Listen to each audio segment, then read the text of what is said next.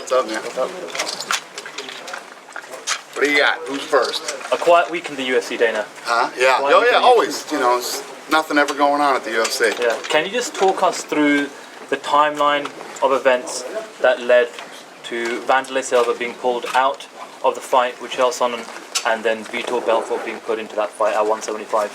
So we did the press conference that day with everybody, and when the press conference ended, the Nevada State Athletic Commission showed up at Wanderlei's gym to do a random drug test, and when he got there, he ran out and jumped in his car and drove away, and then went MIA for a few days.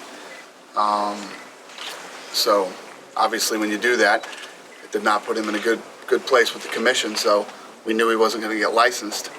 So we contacted Chael and Vitor. Of course, Chael said yes immediately to the fight, and now it's all riding on whether Vitor can get licensed by the Nevada State Athletic Commission. He'll obviously have to go before them, and he's been taking a series of tests leading up to this moment, so he's got a history of taking tests, and they'll test him, and we'll see what they do. What was the decision behind the fight taking place at 205 with the winner getting a middleweight title shot?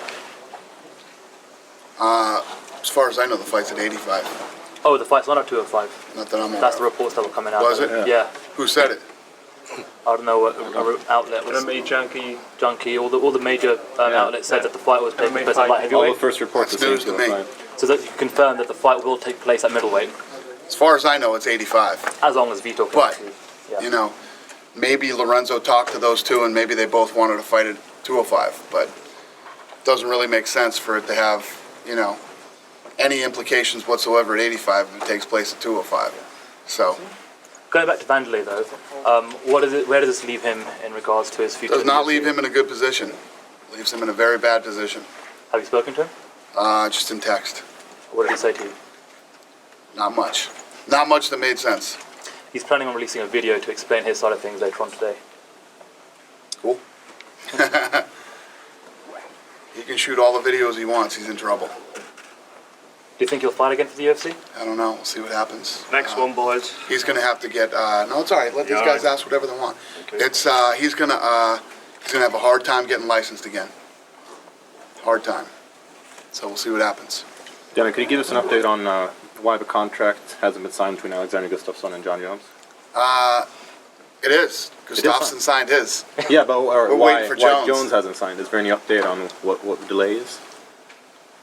Ask John Jones. Do you have any ideas for a location yet? For the fight, it'd be Vegas. Okay. In either August or September. Dana, you are doing a European tour right now, doing like Sweden, Germany, and we are really waiting in Holland to get our first UFC event, or at least have it broadcasted in So are Netherlands. we. Believe me, so are we. What do you got, Gary? It's on the map. We haven't figured it out yet, but we'll get around to it. Don't worry. And believe me, we know how big it is. We've talked about it, and we get it. Believe me. Dana, George St. Pierre is here. Have you spoken with him this week? Yeah. Any updates? You know, his knee's in bad shape. I don't know if you saw on stage, but his knee is very swollen, and, you know, he's going through that process. It's going to, you know, how long has it been since he had the surgery? Like a month? You know, he's another year. So he'll be out for a year. On Gina Carano also, you said you were... I haven't talked to her yet. I still owe her a phone call. Yeah, I still haven't made that phone call. It's funny, today I was reading my Twitter timeline, and people were all saying, call Gina. Call Gina. You intend on making the phone call? I do. Yeah, I've been a little busy. I didn't expect the week that I had, you know. There has been some talk in Finland about a UFC event in Helsinki. Any info on this? I believe that is true, and We've had lots of requests for Yeah. this event in Helsinki, and again, it's on the map. I mean, the great thing about this is a great conversation for everybody, because more and more cities, more and more countries want to have a UFC event there. But, you know, obviously we're limited by resources, and we can't be everywhere, and there's only so many weeks in a year. But we're trying. Talking to all of them, we're trying our best to get around. I mean, really, we are. Dana, is there an update on your health in regards to the Meniere's disease? Amazing. Because I know that you've got your treatment here in Germany, right? I love it. Yep. Germany saved me. Have you had any follow-up treatment since? Nope. That's it. I had to be on this crazy diet and all this other stuff, you know, and nothing now. No attacks. I eat just as bad as I used to, and yeah, I haven't had not even close to having an attack. And correct me if I'm wrong here, but the way you get the treatment, you have to be recommended by somebody that's already taken the treatment, right? The amount of calls I get from people now and emails with Meniere's disease it's crazy. But yeah, you have to be referred to this place. Didn't you also try and get Freddie Roach to take the same or similar treatment? And what was the result of that conversation? I think Freddie was, I don't know, I don't think he was, I think he was nervous about it for some reason. If I was Freddie, I'd have been there the next day. It's pretty amazing. Again, not that it could help Freddie, but who knows. Yeah. But when A-Rod called me, he said, I don't know if this is going to help you either, but you should try it. And I did, and it did. Dana, recently the news broke that when Kat Zingano returns, she will technically still be the number one contender, but will have another fight before she gets a title shot. Who's this? Kat Zingano. Yeah? Yeah. It seems a little bit contradictory. She has the number one contender status, but she's... It's not, though, because Ronda, here's the thing. Ronda, she's not ready now. Ronda's going to fight, you know, and then Ronda's going to take some time off. Okay. So she's been out for a long time, so it does make sense for her to come back, get a fight, reintroduce her to everybody because she's been gone for so long. And, you know, if she came in and fought for the title and won it, she'd have to fight everybody anyway. So that's the way I always look at it. These guys that say, well, I'm going to wait. Well, if you believe you're going to win the title, you're going to have to fight all these people at some point anyway. You might as well do it now. And I think it's 100% in her best interest to do this fight first. You know, she's coming off a real hard time. Yeah. You know, get a good tune-up fight in there. Like I said, reintroduce her to everybody and put her on a big Fox card or something. And is there any makes all the sense updates in on the a potential opponent? Not yet, but I've been talking to her quite a bit. She's getting back. And how's she doing after, like you said, she's gone through some hard times. How's she doing? Yeah, I mean, take away the knee surgery alone, and then all the other things that have happened to her in the last couple of years. It's horrible. So, you know, this is a good thing for her. It's not a negative thing, and she's the number one contender. But she'd just be waiting for Ronda to come back, so it doesn't make sense. Dana Frosh and Grooves is on this weekend in Wembley in England, but they're actually in Wembley Stadium, and there's a lot of buzz around it. A lot of people are maybe even wondering why there's such a buzz around it, because maybe these two guys aren't as active or as impressive in boxing as boxing fights we see in the States. You're trying really hard to break into the market over here in the UK and in Europe. Does it kind of annoy you a little bit to see these two guys, such a buzz, such a hype around them? I think it's 8 million for one guy, 2 million for another guy selling out Wembley Stadium. Yeah, not at all. You know, there's so few big boxing fights that happen. It's like when people ask me that all the time about, you know, what do you think about Floyd doing 2.5 million buys, and what do you think about these guys? They do big fights once a year. Imagine if I did a fight once or twice a year. You know what I mean? If you look at the guys that we have in the UFC and a lot of fights that people are looking forward to right now, and if I only did it once or twice a year, how much buzz it would be around it and how big it would be. We're doing it 44 times a year, all over the world, you know, so it's totally different. But I don't get upset about it. Good for them, man. Good for them. I hope they kill it and they all make a lot of money. What's it like for you to come back to Germany after so many years, and what are the main differences you've noticed since you've been here? Well, I mean, every time we come back here, you know, more and more people know about the UFC, more and more people are into mixed martial arts, and I've never been to Berlin, so I was excited to come to Berlin. It's a city I've always wanted to check out, and we're just, you know, as we continue to go to all these different cities in Europe and spread the word and, you know, educate the masses about mixed martial arts, it's no different than what we did in the States. If you think about our first few fights, we sold like 3,500 tickets our first few fights, you know, and to come into Germany and do 7,000 and what did we do the last two times? We were in Cologne and, you know, 13 in Cologne and 8 in Oberhausen. Yeah. So as we continue to move around, and you guys know, I mean, I'm preaching to the choir in here, what really sells this thing and what really gets people over is the live event. You know, it's great on TV and it's fun to watch. You get your house full of your friends and you all kick in and you watch it. But when you see this thing live, We never have a situation, and every time we go somewhere, we have some guys coming tomorrow from other arenas to check this thing out that we've never been to. You get some people from television. You get to always have some very interesting people that we're trying to influence, and nobody walks out of a live UFC event and says, "Yeah, I don't ever want to do this again." You know what I mean? So it's our big selling point, and it's what I truly believe has helped build this sport to what it is today, the live event. Gary said that obviously Berlin's going to be a staple in the calendar moving forward as an annual event, and of course as you continue to expand, Gary said that there'll probably be more European events next year than there were this year. Does that also mean that moving forward we'll start to see more double headers with events taking place in North and South America combined with European events? Yeah, as we start to build these infrastructures, like we've done in Europe with Gary and his team, like we've done down in Brazil with Grace and her team, we're going to continue to do this, in all these places around the world. I mean, the supply and demand for this thing right now. Right now, we got a fight going down in Brazil. We could do one in the United States. We could do one here in Berlin, Germany. And I'll tell you what, every time we go to Australia, we sell out, and it's crazy. There could be one in Australia going on right now, and there could definitely be one in England, because England kills it every time we go there too. So yes, I mean, I can see a day where we do that.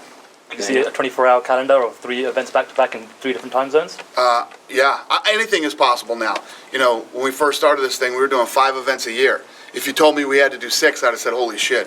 I don't know if we could pull that one off, and now look what we're doing. So anything is possible. Dana, there's been sort of word that UFC Dublin might be covered on Fox Sports. Is that a possibility? Yeah. We're talking, when we went out and did this Fight Pass thing, we offered those to Fox first, and Fox wishes they took them now. Yeah, probably. Brilliant. A lot of people are excited about that Dublin fight, man. I mean, it's just, the buzz around that Dublin fight is insane. Yeah, that's crazy. Another question, Dennis, sorry. Yeah, You mentioned to me after London in the SCRUM last time that you were going to talking about doing the title fight in Europe. Any update, or is that a possibility by the end of the year? Yeah, no, it definitely is. We were looking like we might have the Jones-Gustafsson fight out here, you know what I mean? But it looks like that's going to be in Vegas in September or August or September. But yeah, we'll see. Where would the likely venue be?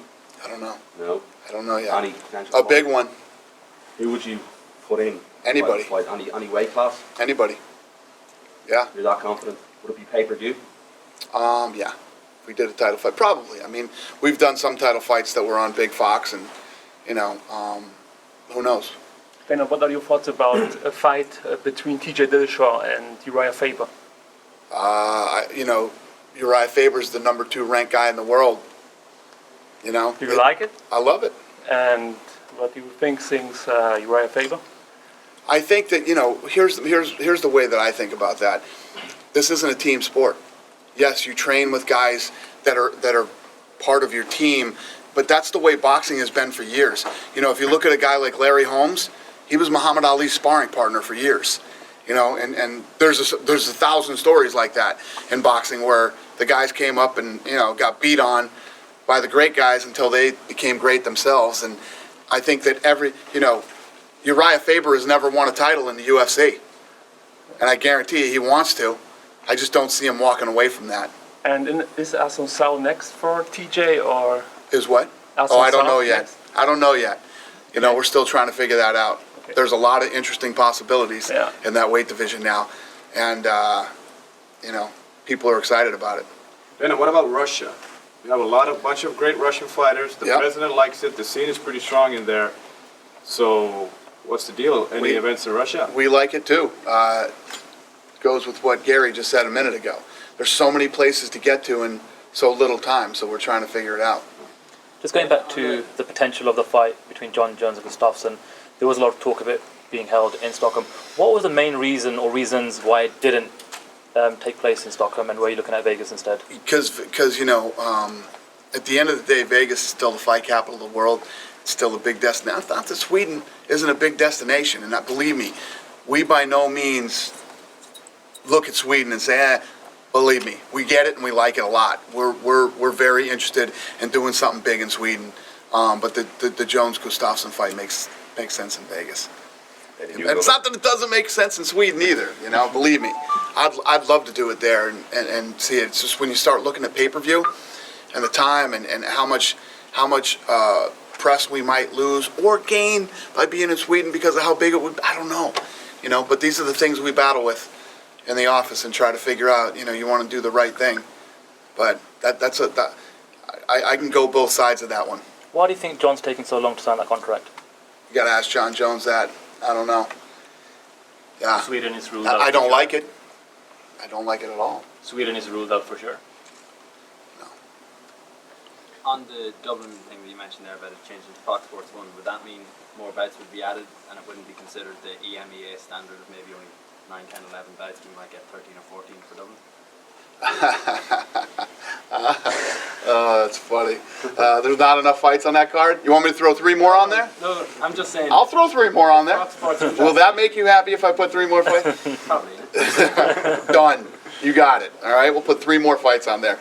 So it's... Is there any more fights in the pipeline for UFC Dublin? Because obviously Gunnar's... Yeah, we got 3 more coming now. My man just added 3 fights to the card, so it lives up to the standard of all the other Fox fights. So obviously Ryan had to pull out yesterday, and Gunnar was supposed to... You mentioned to me that he would... Gunnar's going to fight. We'll get him another top 15. Well, he's an opponent now. Who's that in? Zach Cummings. Zach Cummings. There you go. Are you a little bit disappointed And what? that Ryan started to pull out because you know It's part of the sport. It's part of the sport, and it seems like every other year we get this injury bug, man, and we're going through it again right now. But it's part of the sport. You know, after what we went through in 2012, it's the first time it had ever happened to us since, you know, we've been in business since 2001. Now nothing surprises me, and it's just part of the sport. And Dana, are you going to be in Dublin yourself? Hell yes, I will be there. Hell yes. Can't wait. Dana, some of the first reports of why the delays in Russia are taking place was because of safety reasons. Whether it's true, I'm not sure. They are having some internal problems. The UFC will be debuting in Mexico, which is also a little bit unstable. Are there any extra precautions that are going to be taken for a UFC event in Mexico City? Well, you know, there's places, it's not like, you know, all the places we've been are exactly, you know, the safest places, you know, considering other countries that people come from, like if you're coming from Germany or if you're coming from, you know, the United States and Canada. But, I mean, look at the events we've held in Brazil. You know, we're going to do just fine in Mexico City, too. And that's not one of the concerns with Russia. You know, concerns are what Gary said earlier, there's just not enough time in the day. I mean, Gary and I were talking about this last night when we first met and sat down when I landed, but it's like when you try to wrap your brain around all the stuff that's possible and all the things that we could do, then it's trying to figure out how to, like you know, me and Lorenzo are 2 guys. Lorenzo's working on what he's working on, I'm working on what, and now we got Gary. And Gary pretty much covers all of Europe, down in the Middle East, you know, and he's one guy. He's one guy. He's kicking ass for one guy. So we're doing the best we can do. What was it like to finally bury the hatchet with Ken Shamrock? It was fine. I actually appreciate the fact that he reached out and said that he wanted to squash it. So, you know, I think a lot of my beefs with fighters are played up. If you think about it, right now we have 505 guys under contract, right? We've had thousands of guys under contract over the last 13 years. And I've had huge blowouts with like 4 of them, you know? Pretty good ratio. One of the guys you had a blowout with was Paul Daly. And I know you've spoken about this in the past, but and it wasn't that I had a blowout with Paul Daly. What Paul Daly did was just, you know, it's unforgivable. You know, in the history of the UFC, nobody has ever walked up and sucker punched a guy after the fight. It's never happened. It's happened one time, and it was with Paul Daly. And Paul Daly had his management write me a letter a few days ago. Really? Yeah. And basically saying, you know, he's grown up a lot since that incident. He's been on a win streak. You know, it's one of his biggest regrets in his life and things like that. And, you know, I showed it to Lorenzo, and Lorenzo's like, it's up to you, brother. What do you want to do? And it's such a hard one for me. It's a hard one for me. Where are you right now? Where are you right now? Do you think there's a chance, more than a 50% chance that you might re-sign him? I don't know. I haven't really had a chance to think about it, you know. If you had to decide right now, what would you say? No. No? No. Yeah, you made me decide right now. I say no. I haven't really thought about it. It's just one of those things that's hard to forgive. But as you've been in a forgiving mood lately, you know, burying the hatchet with Ken Shamrock, I thought maybe... Let's not get crazy. Let's not get crazy. Any updates on? I always liked Paul Daly. You know, I liked him as a fighter and the way that he fought and everything else. But I'm telling you, I walked up into the octagon that night when that was going on, and he just didn't give a shit. He didn't give a shit. Don't you think that may have been like heat of the moment though? Yeah, but you're a professional. You know what I mean? He's the only guy in UFC history that's ever sucker punched somebody after the fight. One guy. You know? And there's a lot of things that I have forgave in the past. That's a tough one. And why is Rich Franklin the only guy you didn't say anything wrong about when he joined your competition? I didn't hear it, at least officially. About Rich Franklin joining your competition, the vice CEO of ONE FC, and you didn't say, it was just very easy, you didn't say anything wrong. Well, Rich Franklin's a good guy. I've always had a good relationship with Rich, you know, and he's out there, you know, he's in that next chapter of his career. You know, he's out there, he's building these smoothie stores all throughout California, you know, and he's doing his thing. I don't ever fault somebody for trying to better their life. It's just how you handle it. Rich Franklin's a man. Called us up, said, I want to talk to you guys. Came in, he sat down, and never in the history of me being here will you hear a story where a guy went to better himself and came in and talked to us and we were against it or tried to hurt him. It's not how we operate. All the guys that I've beefed with, the Randy Coutures and the other guys, Randy Couture doesn't have the balls to sit down face to face and talk to you about what he wants to do. He'll actually lie to your face. You know? Randy Couture looks like a great guy on paper. The reality of it, he's not. He's not a good guy. You can ask anybody that's ever dealt with him. And about GSP, he was very vocal about some powerful people in the business who destroy the business, but he never gave any details about what kind of people, or never, no details, no names. What do you mean? GSP said this is the one, some people were one of the reason he left, he quit the sport at least for a while, but he never told anyone officially who it was and what happened exactly. Can you share some details? It has nothing to do with me. I have no idea. I never had a beef with, other than, you know, when I flipped out that night after the Johnny Hendricks fight. I mean, go back and look at anything I ever said about GSP. It was always positive. What an incredible guy he was and how great he was for his country and, you know, for the sport and the title and everything else. So, I don't know. And finally, we have 3 series, the Fight Night, Fox, and pay-per-views, which should be the most important, valuable for the fighters. Which one out of the 3 series, the Fox or pay-per-view or the Fight Nights, should be the most important for the fighters? They're all important. I mean, whatever card you're on, whether you're headlining or on it, that's the most important card on the planet. I mean, I always tell the story about Alexander Gustafsson went in and fought John Jones up in Toronto, Canada, and nobody gave a shit. They're like, this fight's ridiculous. Who the hell is this guy? Jones is going to murder him. You know, I heard all the bullshit leading up to that fight. Then when that fight was over, it ended up being the greatest light heavyweight championship fight ever. It was insane. It was so good. Both guys had to dig deep. Gustafsson became a fucking superstar after that thing. After that fight, EA did the cover vote. He beat this guy that nobody gave a shit about, nobody cared, and, you know, everybody had, you know, all this stuff to talk about that fight with him and Jones. He beat Cain Velasquez, George St. Pierre, Ronda Rousey, John Jones, and he didn't just beat him in the vote, he buried him. I mean, the guy became a huge superstar. I don't care what card you're on. There you go. There's an example of a light heavyweight title fight on pay-per-view. Now let's take Matt Brown. Matt Brown fights on a fight night. He headlines it in Cincinnati that airs on Fox Sports 1. You know, he won 3 in a row. He won 4 in a row. When's this guy going to get his opportunity? He goes out and fights that fight that night and becomes a huge superstar the next day. People are still talking about that fight on my Twitter timeline. And now he's getting a shot at the #1 guy in the world at welterweight and could be in line for the next title shot. I don't care where you fight, it's how you fight. You put on a fight like those two put on a fight, and the world will be talking about you on Sunday morning.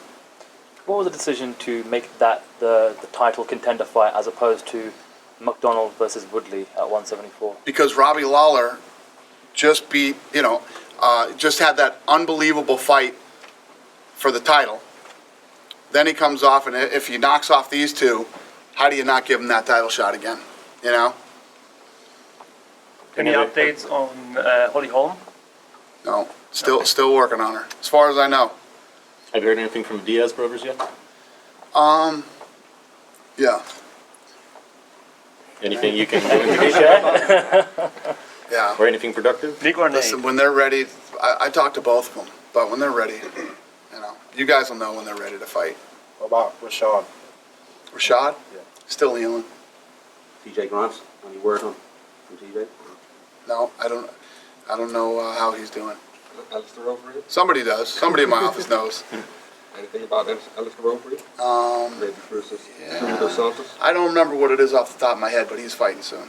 What makes TUF Latin America different to all the other TUFs that you've done in the past? Well, that's a market that I've been dying to get into. It's a market that, when we bought this company, I said the United States, UK, Ireland, and Mexico were all no-brainers. And now that the fights are, we're in, this week will be fight number 4. Holy shit. Yeah, these guys are, these guys want to win this thing so bad. And it's just such a different mindset. It's gotten to the point now where, some of the guys in America are spoiled by it. And, there's so much UFC and these guys come onto the show. These guys are so crazy about it. I mean, guys went to the fight and they cried at the last show, crying that they were at the UFC and they have the opportunity to possibly make it. And, it's another level, man. It's what I always thought it would be. And how's Kane He's awesome. He's a great coach, and obviously Verdum is a great coach. So, they couldn't be with better guys. It's a great season already. I will not miss one of those fights on this season of TUF. When do you think we might get another TUF here in Europe, whichever country it is? Gary and I were talking about that yesterday too. We remember when I always told you guys that I wanted to. It was my idea to do these, do them in all these different countries, and then do like the World Cup. It's like the World Cup. So he and I were trying to figure that thing out yesterday, talking about how that might work. And instead of going with everybody, you start with 3 countries. You start with 3 countries, Germany possibly being one of them, and they fight, and then the winners fight each other. So we're getting there. What were the other 2 countries that ended discussions apart from Germany? England obviously was one of them, and then Sweden. Yeah, Sweden would make a lot of sense too, and maybe there's 4, but yeah, it's getting a lot closer to reality now. With all the work that Gary and his team are doing out here, and B, with all the talent and the demand now in Europe. Just staying on TUF for a second, the new season coming up, I think it's season 20 with Pettis and Menendez. Have you made a decision yet on whether the women will be split up into teams? The only reason I ask that is because it's more of a knockout tournament going for a title as opposed to... It's a great fucking question. You'll have to wait and see. You'll have to wait and see how that plays out. Great question. Okay.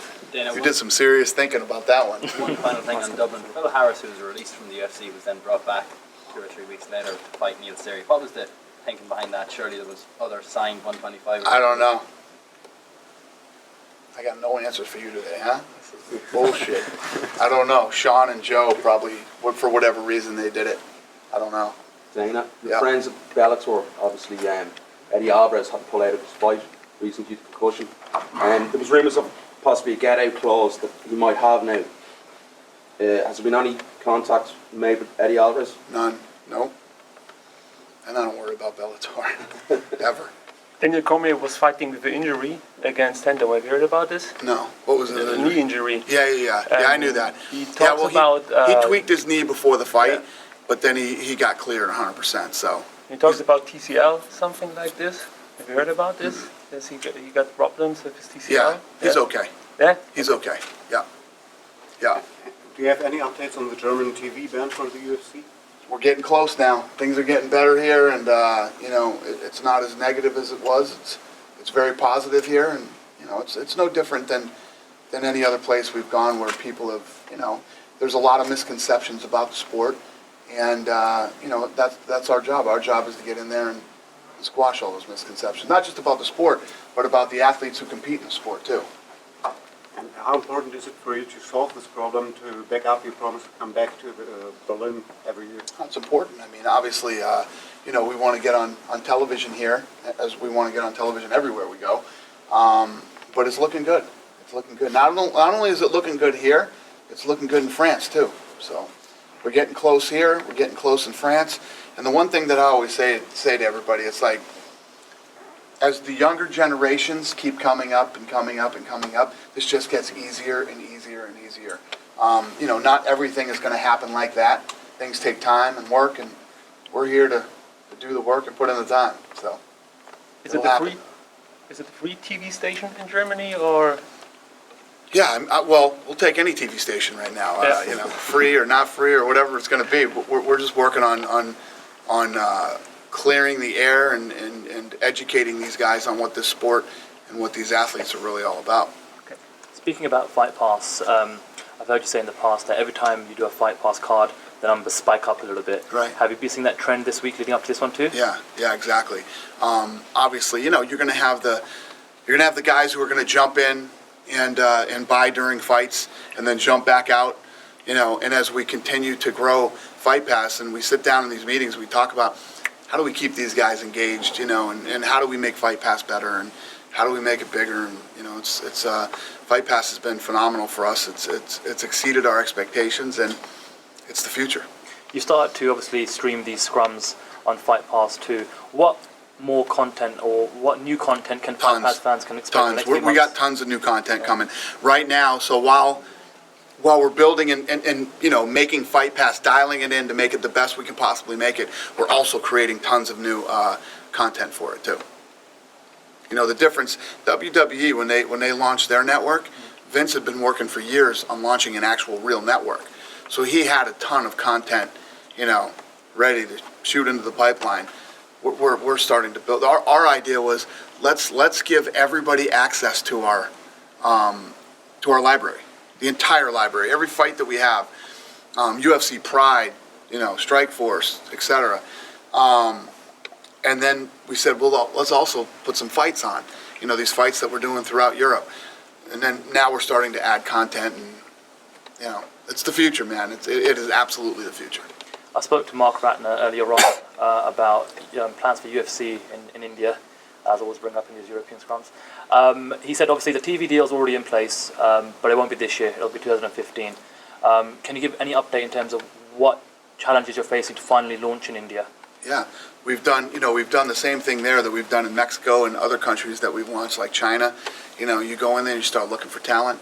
You start getting some talent trained and get them working, and same thing we did in Mexico, and we're going to do it in India, and I'm very confident that we're going to do well there. There's lots of different Indian populations in the UK, in London specifically, in the Midlands, in Toronto and Vancouver, with a lot of MMA fights coming out of those countries. So would you maybe think about getting second-generation Indians that aren't actually born in India but can speak the language, that have maybe grown up in the Western world and in the first world countries with MMA kind of camps? I'll take any Indian who can fight, and you know what I mean. I'll take them. Anybody. You have to start somewhere. Again, I equate it to Mexico. We have some Mexican Americans like Kane, whose parents were born there. He speaks the language, but and I know you don't really hit that market until you get a real guy from that country. Second generation's great, they appreciate it and everything else, but when you get a guy from that country who goes in, kicks ass, and wins a world title, that's when everybody notices. Will you be having an eye on Ben Askren today? Will you be having an eye on Ben Askren today? Is he fighting today? Yeah. This is debut. Apparently not. I didn't even know. No, but good luck to him. He's under contract with somebody else. So. Do you think he'll fight in the UFC one day? I don't know. We'll see. Do you think the UFC 175 card, given the fact that you got so many of your marquee big names like Machida, Weidman, Belfort, Sonnen, Ronda Rousey, Faber, I believe, is also on that card. Do you think it could break 1 million buys? I hope so. I mean, that'd be great. Yeah, I mean, it's obviously a strong card on a big weekend. We always kill it on that weekend. The expo, there's just so much going on that weekend that it's, and this weekend's awesome. I mean, this one, every year we do it a little bit better and a little bit bigger. So for the people that are coming, I mean, they're going to have a blast that week, as we get better at doing that, that International Fight Week. And, yeah, I think that card's strong, and I think it's going to do very well. I think it's going to probably be right up there, other than Jones-Gustafsson, is one of the biggest of the year. Now that you've had some time to digest what happened last weekend, are you still going to stick to Matt Serra GSP as the biggest upset of all time, or do you think TJ Dillashaw is now the #1 in terms of the biggest upset and shock? Yeah, it probably is. The GSP one was pretty big. Yeah. It's hard to discount that one, man. I mean, it was a pretty big upset. Yeah, it was. And especially when it was, if you remember back to that time when we did that show, it was called, The Ultimate Fighter, The Comeback. People were like, this is crazy that a guy gets to come off this show and gets a shot at the title. It just makes no sense. And when it was Matt Serra, people were like, poor Matt Serra. He's going to get hurt in this fight. And he comes in and knocks GSP out in the first round. It was a pretty big one. But going back to Dillashaw, do you think that's one of the greatest performances as a whole? Oh, without the greatest. Yeah. The greatest performance. I mean, everybody, you ask anybody who was there and then to be there live in the arena that night was insane. I mean, that place was going crazy. And there were a lot of Brazilians there. So it was a fun night. What do you think is going on with the Brazilian fighters? I think a couple of years ago, you had 4 Brazilians as UFC title holders, and now it's whittled down to just the one with Aldo. What do you think's got? There's a lot of great fighters, man. There's a lot of great fighters. As we get bigger and more global, and guys coming from all over the world, and and these camps, some of these camps that are set up now with all these monsters in it. It's tough to hold on to the belt. It's tough. You had the days where guys held on to the belt forever, and doing it today is so much harder than it used to be. Just going back to Dillashaw for a second, one of the things he spoke about was how much he looked at Dominic Cruz's footwork, and his footwork in the fight is everyone's been raving about it. What about Dominic Cruz? He says he's maybe 3-4 months away from fighting again. I hope that's true.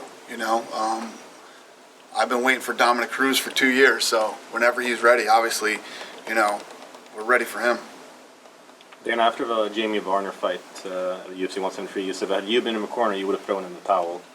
I mean, you've got cases where, for example, Nate Diaz, Josh Thompson, where a towel was thrown in, and Diaz was critical of it. When do you think is the right time to throw in the towel? Again, people were asking me that night about that fight. Should the ref have stopped it? Should the corner have thrown in the towel? Jamie Varner could quit himself, too. You can tap out with honor in the sport. Hey, my leg's broken. What do you want me to do? Right? He didn't. But it's also, I was talking about that moment with Gustafsson, and Matt Brown had it a couple weeks ago, and Jamie Varner didn't win that fight, but he had his moment. I was sitting there going, holy shit, he got up again. Holy shit, he got up again. I couldn't believe, you could tell that ankle was broken or there was something really wrong with his foot. And he kept getting up. And again, when you talk about people buzzing about you, people were talking about that for 3 days. Everybody has the opportunity to have a moment of glory when you're in a professional sport. And in a weird way, that was his. Everybody was talking about Jamie Varner after that fight. You're asking me about him now. Whereas if that was just a regular Jamie Varner fight and it went to a decision, and nobody would even be talking about it. But it was pretty impressive. Crazy, yet impressive. That was his 3rd straight loss as well, though. But are you going to give him another shot, considering how much? Yeah, well, I don't think we're going to cut him. We're going to keep him around for a little while. That was amazing. With Barao losing last weekend, who is now your number one pound-for-pound fighter in the world? Got to be John Jones. Because that was my big argument. Was it Barao or Jones? It's Jones. Did you hear about Renan Barao's welcome when he come back to Brazil? Did he when he got back? A massive welcome, like. Was there really? Yeah, like he won. That's awesome. I didn't know that. Yeah, that's awesome. Dana, there's been a rumor floating around that Joe Rogan will fight in the UFC. Yeah, that's so. It came from this website that I won't even mention, but I'll tell you this. That same website said that Ronda Rousey was pregnant, she was going to continue to fight while she was pregnant, and I got her pregnant. Okay? Okay. That's the website that said that. So fair enough. If you believe that, you'll believe just about anything. Dana, you brought back Peter Sabota after he had quite a hard year last year. Was he somebody that you had an eye on after you cut him from the UFC back in, I think, 2008? Well, you know, the great thing about this sport is that, you know, getting cut from the UFC isn't like getting cut from the NFL, or I don't know a lot about soccer, but I would assume soccer too. When you get cut, you know, you really can't come back. In this sport, you can be cut from the UFC, you go get a few more wins, and you come back, and you get another shot, you get another opportunity. So, you know, I like that kid, you know, I like his story, and for whatever reasons, you know, Joe Silva and Sean Shelby brought him back. What's at I stake? don't know if I answered your question, but I hope I did. What's at stake tomorrow night for Munoz and for Mousasi? It's a big fight. You know, you're talking about two guys, you know, with the MMA media. Mousasi is number 10 one day, and then he's number 11 the next day when he didn't even fight or nothing happened, you know. But obviously for Mousasi, beating him solidifies him in that top 10, you know, 6 or 7. I think Mousasi's actually 6 or 7 ranked in that division, where he should be anyway. You know, he had a year off with ACL surgery, comes back and fights the number 1 contender, Machida, to a decision, and he drops to number 11? You fight number 1 to a decision and you drop to number 11. Doesn't really make sense. But obviously, if Mark Munoz goes in there and you know how this fight's going to go. He's either going to knock Mousasi out on the ground or Mousasi's going to knock him out standing. One of those two things are going to happen. And obviously it's big for both guys to get into that title contention. We spoke to Luke Rockhold yesterday. He said that he might be taking part in the Meta Morris competition in a few months. Do you have any problem with any of your fighters being involved with you know, other sort of combat sports outside of the UFC? Yeah, I do. Obviously, you know, that's different. That's not really a combat sport. It's a jiu-jitsu tournament. But injuries can still happen. Yeah. So it's very dangerous for these guys to do stuff like that, because if you do get injured, you know, you're going up against a guy might hold that arm a little too long, and I don't know if they do leg locks, but if they do, you get your knee blown out. Obviously, a lot of bad things could happen, but you know, if he's doing it, he must have got the okay from Joe. Staying on Rockhold for a second, he's been quite vocal this past week on Vitor, saying that he thinks he's been dirty his entire life. There's always a red flag with Vitor. What do you make of his comments regarding Belfort? Hey, well, that's you know, obviously these guys are going to have their opinions. You know, the media and the fans have definitely, you know, singled Vitor out and gone after him. I can tell you this, and I've said it a million times, I'll say it again, he was tested every time that he was on the, you know, we went after him too. I said one day at one of these scrums, trust me, we're going to test the shit out of Vitor Belfort, and we did. You know, and the guy always was always where he was supposed to be. And, you know. If Vitor doesn't get his license at the hearing in a few weeks' time, do you have a plan B for Sonnen? No, there's no plan B. That would fight would be pulled from the card. Right. Do you think that, I mean, correct me if I'm wrong, you know the results of the random drug test I was taken at the MMA Awards. Do you think that should play a factor in anything to do with him getting a license in Nevada? Well, you know, a lot of the media is talking about it, but here's the reality with that test. You know, doctors Doctors disagree with the results of that test. Yeah. Which doctors? Doctors that matter disagree with the result of that test. And here's the problem. The problem is this. Nobody knows what the fuck they're talking about when it comes to TRT and the testing. It's the main reason it had to go away. If you talk to 3 different doctors or you talk to different commissioners, everybody has a different opinion on it. Nobody knew what the hell they were talking about, you know?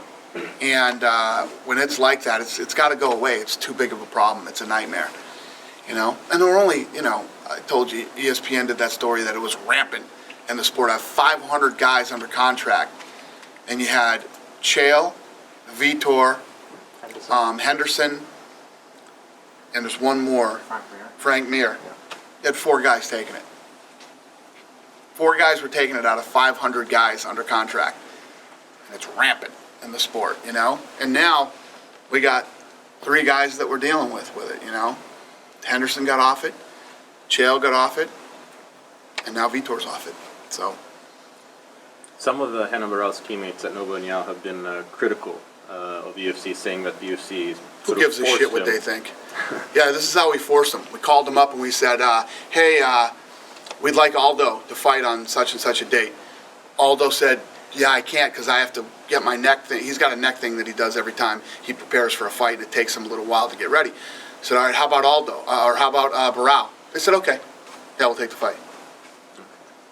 Who gives a shit what his fucking friends think? I don't.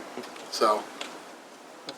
If a fighter gets injured like Dominic Cruz and is out for 2 or 3 years, the UFC help them with money or anything, or is this just a problem for the fighter? Depends on the situation. But yeah, we help. Dana, you saw 2 weeks ago the Ultimate Fighter judging again, Stanley's judging, I think it's 2 weeks ago. What is the situation now with your relationship with the Nevada State Athletic Commission since Keith Kaiser has left? Has it improved, or is it still on the same? No, we have a great relationship. Yeah, you know, they got a new executive director in there. I like him very much, and I just think the commission's doing a much better job already. Already doing a great job. So yeah, I'm happy. Is it? Do you or Gary Cook have some meetings with Polish fighters? I'm from Poland, it's very close to Germany. Do you have some meetings with any fighters outside of UFC who would like to join UFC? Meetings? Yeah, like talks about contract meetings. Are we? Yeah. Yeah, I don't know the answer to that. We could be, but I'm not sure. You know, Joe and Sean would be handling that. Is it weird for you to be entering all these new markets around the world, yet you still can't crack New York? No. It's not weird because I know exactly what's going on. It would be weird if I was like, what's going on here? Why are we not getting into New York? I know exactly why we're not getting into New York. Is it disgusting? Is it gross? Yeah, it is. But it's not weird. It's anything but weird. I know it's a dream of yours to hold an event in MSG. Yeah, it's going to happen. This year, next Not year? this year. Not this year. One more question about Mr. Sabata. Would you say that this is his last chance to be a UFC fighter? It's never a last chance. Like I just said a few minutes ago, in this sport, you know, you lose, you go out, you win some more fights. I think guys continue. Look at Robbie Lawler. I brought Robbie Lawler into the UFC when he was 20 years old, right? I saw him fight in Hawaii. I signed him. He came in, you know, blew everybody away, was explosive. You know, he lost a bunch of fights in a row. He left the UFC. Look where he is now. You know, you never say never, man. Not in this sport. A few months ago, Bobby Razak held a special screening of the Mask movie here in London. Amazing. Was it? Amazing movie. He's now shown it to a few of the studios in LA. You're featured on that film a little bit too. With the movie potentially coming out towards the end of this year, can you just kind of reflect back on some of your moments with Mask? Yeah, no, he was a great person and very passionate about the sport. And you know, it's funny because we always liked him, and as the sport started to grow, we kind of came up with him. You know, we were very close to him and had a good relationship with him. And You know, it's one of those stories where as soon as he put in all the hard work, and as soon as the thing started to break and make some money, you know, he passed. You haven't seen the movie though, have you? No. I'd recommend getting in touch with Bobby. He's in LA, you're in Vegas. Try and get a screening. It's I'm sure amazing. it'll pop up. I'm sure I'll end up seeing it. Yeah. Joe Rogan was talking on his podcast about how the old fight gloves had more of a curve to get rid of poking in the eye. Have you looked into redeveloping the UFC? Yeah, so we looked at curved gloves. The curve like this. And all you got to do is go like this. And you can open them wide open. It doesn't matter. It's not about the glove. What needs to happen is when a guy starts poking in the eyes, the ref needs to say, close your hands. If you open your hands one more time, I'm going to take a point. Believe me, guys will start closing their hands if they're going to lose the fight. Do you think a point is enough for an eye poke? An eye poke will completely change a fight, or with Bisping would completely change your career? You're right. But there's open finger gloves in the sport. From 2001 to 2007, 8, there weren't eye pokes. You know what I mean? Do you remember ever being tons of eye pokes back in the early days when we started this thing? There wasn't. You know, guys are starting to, you know, do this thing with their hands. The ref needs to tell them, close your hands. If I tell you one more time to close your hands, I'm taking a point. He opens his hands, take a point. Boy, guys will start closing their hands. That I promise you. You lose a fight because you keep your hands open, you're going to close your hands. Do you think there even should be a warning, though? Because the fighter should know the rules before they even go in there. Yeah. And that's a very good point, you know? When the refs go back in the dressing room before the fight and say this, that, and everything else, if you open your hands, if I see your hands open toward a guy's face, I'm gonna take a point. It's the same thing in football though. If a footballer tackles someone with studs showing above knee level, it's a straight red card, and they know the rules going into the game. Yep. So again, I agree. Surely the fighter should know the rules, and it should be enforced strictly. And that's it. The refs have to take a hard stance on that and start really sticking it to the guys. And believe me, you'll see some hands close real quick. One fighter that's been criticized but never had a point taken away is actually John Jones. He almost rested his hand on top of the glove of Teixeira's head, and not a single point was taken away. Is that something you disagree with? Yeah, that's what I'm saying. I'm the one that's saying right now they should start taking points. But to be fair to John Jones did it a couple times and then he stopped doing it. You know, people were playing it up like he did it the whole fight, which he didn't. He didn't have his fingers near his eyes the whole fight. There was one real bad one when we showed the replay, and it looked like his fingers like went inside his eye. And then he didn't do it again after that. Is John Jones a dirty fighter? I would not call John Jones a dirty fighter. John Jones does things that are legal, absolutely legal. You know, and there's been situations where lots of guys have had their hands open there, and people were playing it up like John did it the whole fight. He didn't. And no, he's not a dirty fighter. He gets away with things, you know, because he's taller. And that was why I said everybody, you know, criticized him. But for the first time when he went up against Gustafsson, I said, here's a guy who's not only as tall as John Jones, he's taller. So let's see what happens. Yeah. Dana, the International MMA Federation based here in Europe, they're having their very first amateur world championships during fight week, and you guys have kindly allowed them to hold the finale at the UFC Fight Night in Wanderlei Bay. How important is the IMMAF, and how closely is the UFC working with them? Well, not just them, but all the, you know, Olympic judo, karate, taekwondo, all the martial arts, you know. That's what we're doing with International Fight Week. We're opening it up to all the martial artists and all the fans of martial arts to come down in one place, you know, the fight capital of the world for 1 week, and it's everything fighting, everything combat sports, everything martial arts. That's the future goal of Fight Week. These amateur world championships, though, it seems like it could be the framework of what could potentially be an Olympic sport down the road. Right. And that's why I was asking. Great question, and you're right. Can you see it being an Olympic sport in 4 years, 8 years? It should be now. But yeah, I can. We'll see. We'll see if it happens, you know, during our lifetime, but it should. It's been reported that Roy Nelson's going to fight Mark Hunt in Japan. Is that confirmed? That's true. I don't know if it's confirmed, is it? Yeah, it's confirmed. Yeah. Yep. And what's your thoughts on that fight? I love it. That's why I made it. That was one of my fights that I wanted to do. I love that fight. That's going to be nasty. Is there a potential #1 contender in that fight, do you think? No. Dana, there's a lot of Finnish fans here. Is there any chance that the UFC is coming to Finland? You've been successful in Sweden. Yeah, we were talking about that earlier. Yeah, believe me, we know. We know how popular it is up there. There's so many places, you know, we still want to go, and we're working on it. Mark Munoz was talking this week about Philippines, how he desperately wants. I know. Well, that's a place we were supposed to be 3 years ago. What's happened? Why hasn't it happened? So right when we were planning on going to the Philippines, we had a major sponsor down there, and that was when, you know, the economy crashed all over the world, and obviously that fell through and didn't happen. But, you know, fighters we've sent there on trips, it's just, George St. Pierre went there once, and they had to have the police come, and the police had to take him out. Chuck Liddell, same thing, and it's just like, it's crazy. It's big in the Philippines, man, huge. Just a matter of getting there now. I just got back from the Philippines, Dana. I'm half Filipino. I was out there, I was looking for some UFC on the TV. There was none. There was only ONE FC and Bellator. My Fight Pass did not work out there. What's going on? Yeah, I don't know what happened in the Philippines. You know, I know we're on the Balls Network. Oh, you know, yeah, Kicks or something like that. But yeah. There was, what I got was the Ultimate Fighter, Chael Sonnen versus John Jones. That's what I got out there. They're behind the times. Yep, I know. We're working on it. But they know who Mark Munoz is. Yep, oh, I know they do. Believe me. Then if there's only one Brazilian world champion now in the UFC, I think this is what you put it down to, and is almost a bonus for the UFC. Is what? Is it a bonus for the UFC that, you know, most or one of the champions are American?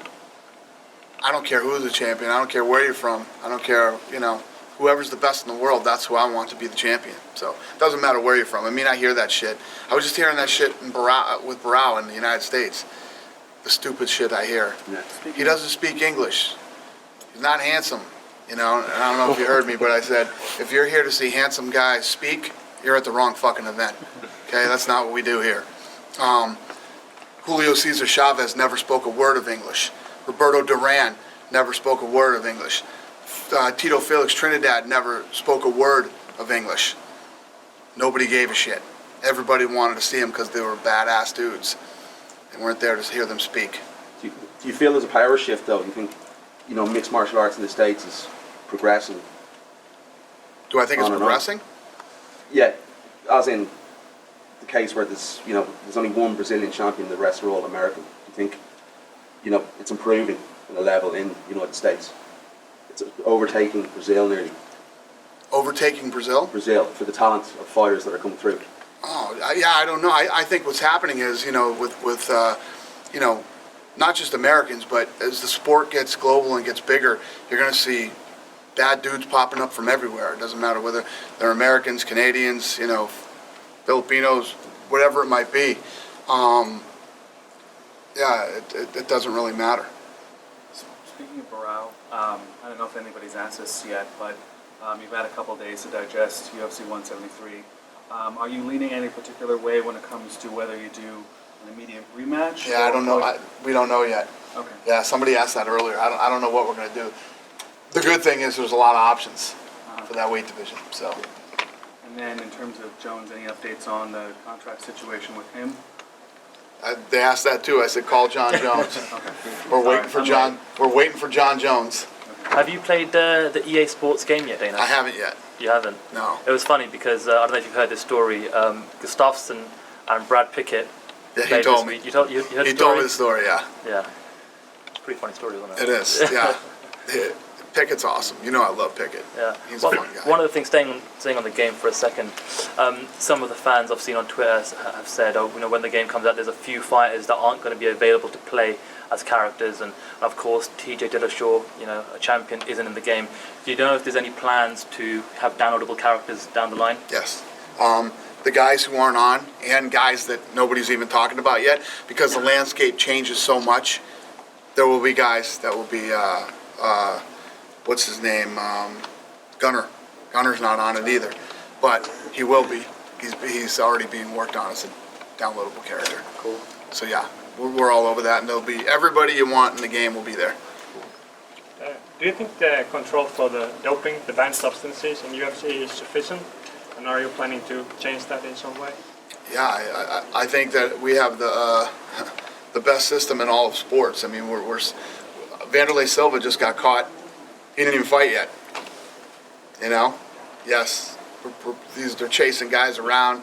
They're pre-testing. They're random testing. If you do anything in this sport, you will get caught. Then any update on Junior Dos Santos and what's going to happen with Stipe Miocic tomorrow night if he wins over in Brazil? Yeah, no, I don't know. Obviously, Junior broke his hand. Those take a while, man. He's going to be a while before he can start punching and stuff again. So, and then obviously for Stipe, a win is always a good thing. You know, he's already one of the top-ranked guys in the world at heavyweight, and I respect him so much. He was going in against the #1 guy in the world, Junior Dos Santos, and now he's fighting Maldonado. You know, so he's going down there. He took the fight. He's going to fight him in Brazil, and he's a stud. I'm pretty sure nobody's asked this. Have you ever thought about signing Karatanov? I know he's a Golden Glory guy. You have the 2 people asked that earlier. No, I'm kidding. I'm kidding. Can't win. No, I don't know. I don't know the answer to that. I mean, have you ever thought about it? He beat Arlovsky a while ago, and he's been doing fairly well outside the UFC. What's his record right now? I don't have no idea off the top of my head, but he beat Arlovsky and Arlovsky. No, I mean, how many has he won? At least 2 or 3, am I mistaken here, guys? If not more. Yeah, if not more. He's been doing pretty well. Interesting. International circuit. We'll see. Yeah, I mean, anything's possible. Especially, you know, us being over here a lot now and doing what we're doing in Europe. How about signing more Finnish fighters again? Seeing the support Tom Niinimäki is getting here. I like it. I'm with you. Yeah. So, any names you're looking at? Yeah. No, not off the top of my head, but like I say, as these guys, you know, this younger generation is coming up all over the world, and you know, it's just getting bigger and better. And as we start to get our game, you know, really going over here in Europe and Asia and putting on more fights, and there's going to be more opportunities. See, that's the thing, you know, when I hear stupid shit like people saying, there's too many fights, you're saturating the market. Are you out of your fucking mind? I mean, we're sitting here talking about all these places that people want us to go, and you got to have fighters. You got to put on fights to grow a sport and to get it bigger, and for new guys like the guys in your country and the guys in your country and all these other guys, you have to have opportunities for them to fight. So we couldn't possibly do enough fights. When it comes to breaking a lot of these new markets, I'm sure you're dealing with a lot of misconceptions about MMA. What are some of the strangest and most absurd misconceptions that you've heard? Well, there's people, I mean, there's a lot of people, probably people that you know, if you ask them if they think there's ever been a death in the UFC, they would say, hell yeah. You know, because in boxing, you know, 6 to 7 guys die a year in boxing. So you would think, if you told somebody that in the 20-year history of the UFC, there's never been a death or serious injury, sure. What's been the response to the... Come on, you have another question? This well, is crazy. If nobody else is asking, I'm going to ask. What's been the response to the Embedded series from fans that you've seen? It's been fucking amazing. Yeah, people love it. So I'm really happy that people like it, and we're going to continue to do it. On 174 or on... Yep. Yes. Yep. Only on pay-per-views? Yeah, so on the pay-per-views we'll do. Yep. Okay.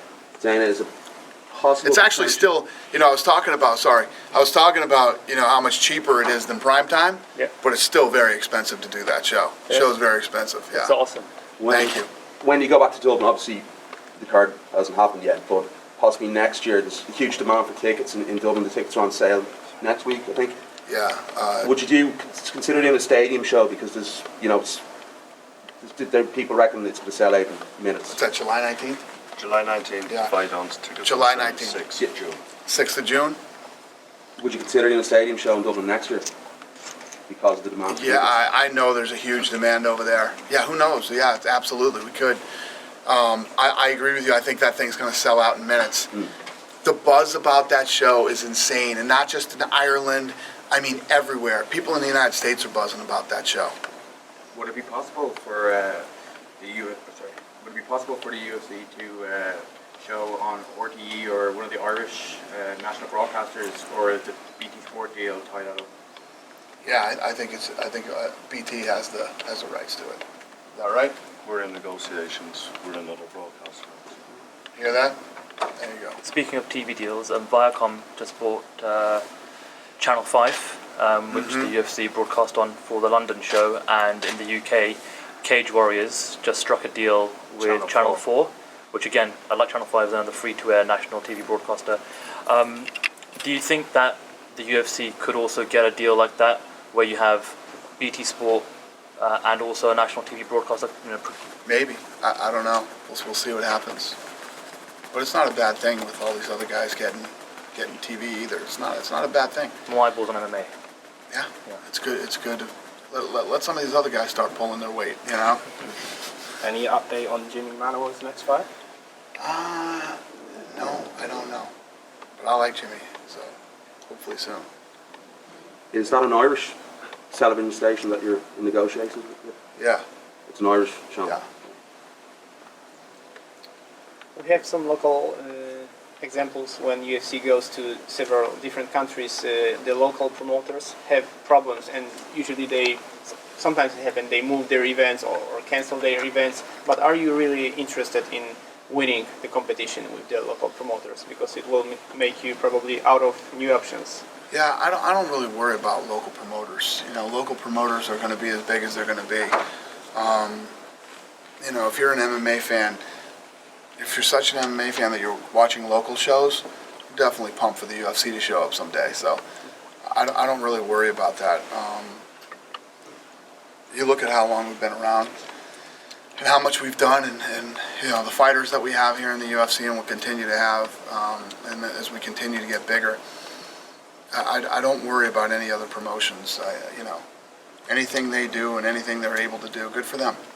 And Floyd Mayweather gets 32. And hold on one second. And if it weren't for these smaller promotions, these guys are giving these guys opportunities to get a record, make some money, and then someday hopefully make it to the UFC. So I don't look at it as a bad thing. It's a very good thing. So how much money does Floyd Mayweather make? You know, you probably know yourself. Too much. He has a deal with $32 million guaranteed per fight. Right. Do you ever see UFC paying that kind of money? God, I hope so. It's obviously a real good thing if that happens. You gotta look at boxing though. The difference with boxing is that, you know, they went in. Showtime made a power move to steal him away from HBO, and they paid him an ungodly amount of money. They lost money on the first fight. They killed it on the Canelo fight. Floyd Canelo killed it, where Floyd ended up actually making close to or $100 million. And then this last fight didn't do that well as the Canelo fight did.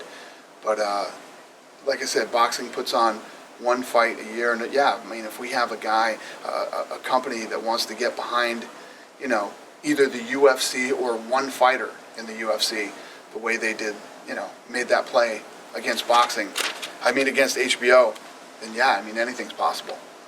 Right now, the way that the UFC works, when we do a pay-per-view and a guy is a champion, he gets a piece of whatever, you know, whatever's brought in.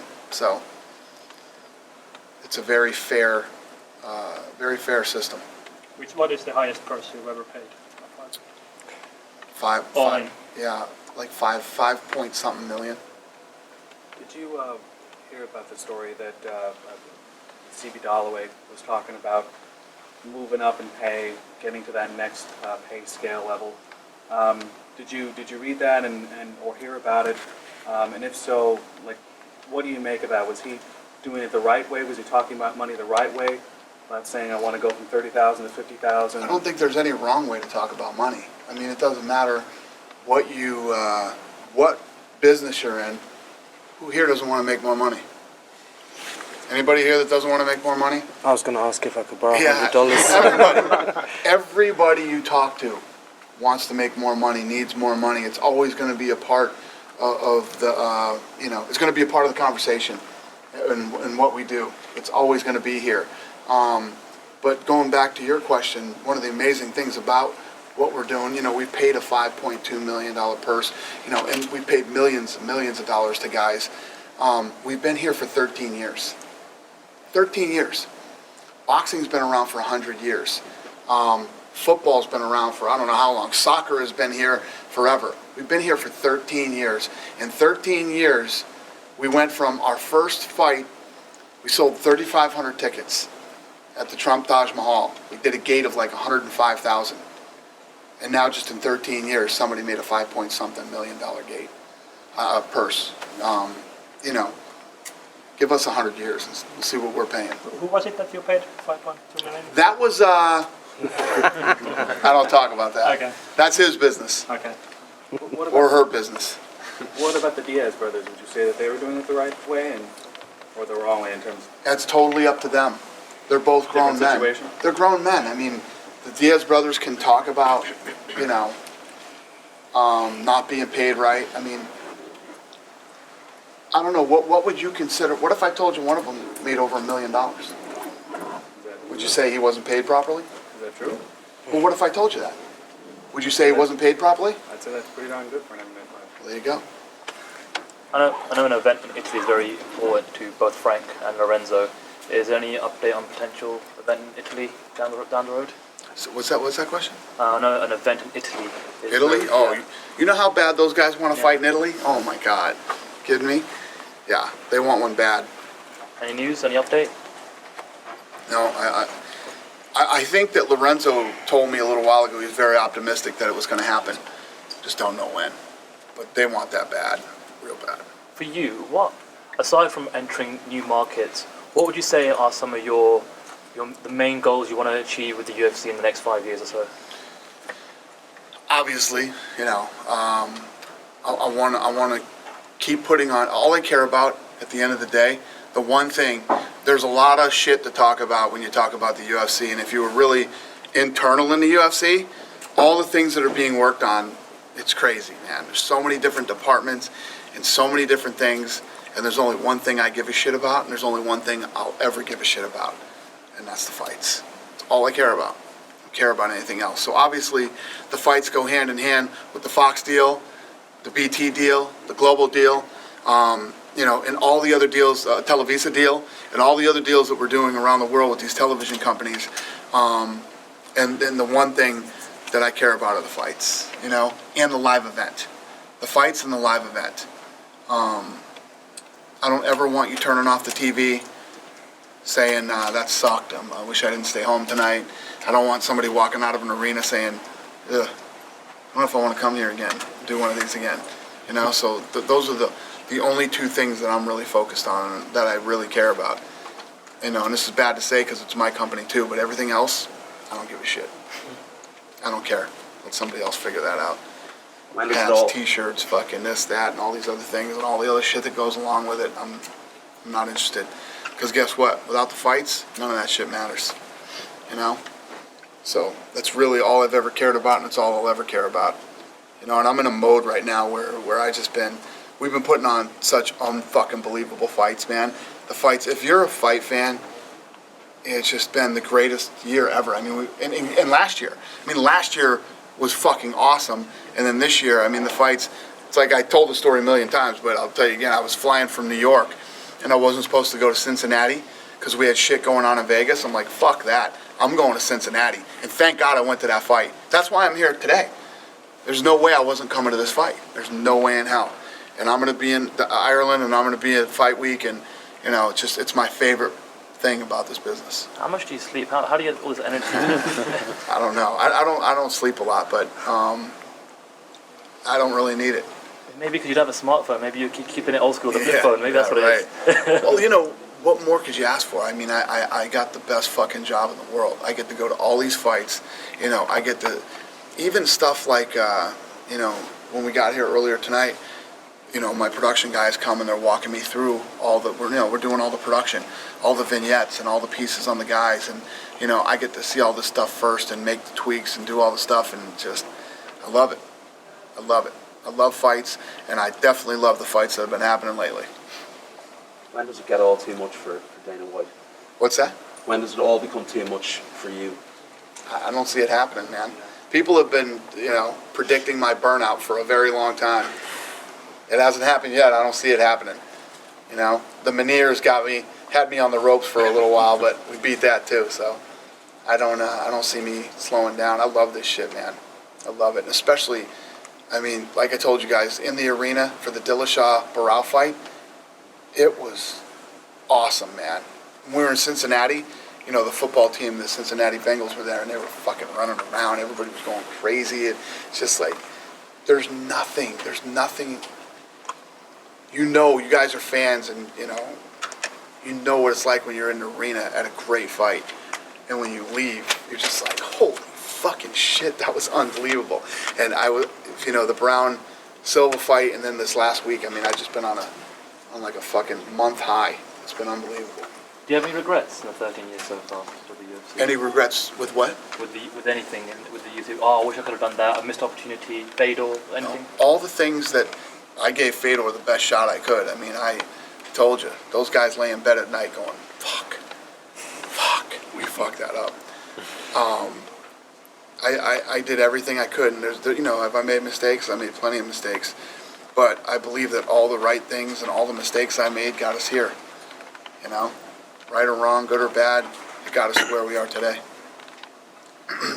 Dana, speaking of that, I just asked you a moment ago, who could you see in the future, you know, becoming the head of the company, you know, the forefront of the company, someone like Chael? Are you fucking kicking me out already? I think Chael would be fantastic. He'd be fantastic. The thing is with Chael, though, is he over-exaggerates too much, and you don't know what's real and what's not.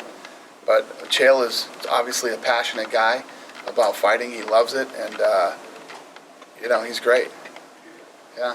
And speaking of Chael, the Ultimate Fighter Brazil, you know, Chael's mentioned on the show this season that there's a lot of really high caliber guys. He said there's future world champions on the cast of the show. How do you view the Ultimate Fighter Brazil this season and the talent that's in it? Yeah, well, the finale is tomorrow night, so there's definitely talented guys, and you know, I'm curious to see how it plays out, because I have some ideas with a couple of these guys. Just talking about it earlier, because I just went through all the stuff for that show, and yeah, it was a good season. I'm happy. Getting back to Chael for a second, have you talked to him about taking a role in the company at some point? Let me tell you what, Chael has so many opportunities right now, he wouldn't even have time. If I left tomorrow and they said, hey, we want you to come run this thing, he's got a lot of big opportunities out there right now. Who knows? Chael, you know, it's wide open for him. So maybe he's like, is he a Chuck Liddell kind of guy? Maybe yeah, the guy never turns down a fight. He never says no. Doesn't matter who I could call him tomorrow and tell him he's fighting Kane. He'll take the fight. He says no to nothing. He's the best, man. He's a great guy. But on the flip side, he's got a lot of opportunities that many don't. Speaking of opportunities, Ronda's been definitely taking her opportunities outside of the sport of MMA. How much of a star do you think she can become? Huge. She's huge, man. And she's so, you know, she's amazing. The most amazing athlete I've ever worked with, in every sense of the word. She's awesome, man. I'm gonna, the day that she walks away, I'm gonna be bummed out, you know? And it's not just about the fights, it's about having the opportunity to work with somebody like her has been, I'm telling you, it's unexplainable how great it is to work with her. She's awesome. You're doing TUF 20 right now. Do you see anybody with the star potential that she has? They're not. We're not doing it yet. We're actually filming TUF Latin America. Okay. As soon as that's over, I start filming that one. But yeah, the answer is yes. There's tons of girls with great personalities, and I'm actually looking really forward to that show too. Anybody in particular you know that like stands out to you? Well, there's a lot of standouts, but now I got to see how they fight. You know, standing out personality. We've had tons of great personalities in the Ultimate Fighter who can fight. Speaking of women's mixed martial arts, Misha Tate has, you know, publicly called, I think it was on UFC Tonight 2 weeks ago, she wants Gina Carano to fight. Is Gina, if she comes back to the promotion, is she likely to have a fight before a title shot, a warm-up? Probably not. I know that Gina wants to come right back and fight. You know. Is there any possibility of Misha? And Ronda wants that fight too. Ronda respects her very much, and she says she's the reason I'm here. So if Gina came back, she'd fight Ronda. Did you have that phone call yet? No. Still on the list of things to do? Yeah, I've been a little busy this week. Good? We're good. All right, boys. Thanks. Thanks.